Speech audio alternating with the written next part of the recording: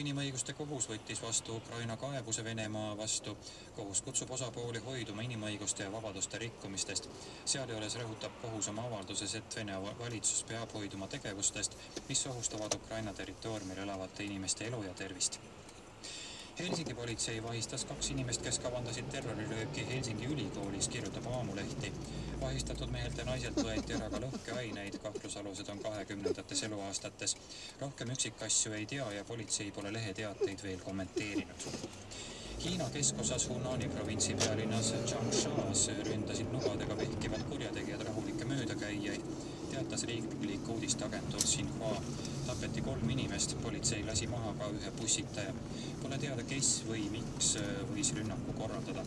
2 nädalat tagasi ründasid noamehed Hiina edelaosas Kunmingi raudteejaamas inimesi, siis nad tapsid seal 29, vigastasid 40. Valitsus süüdistab rünnakutes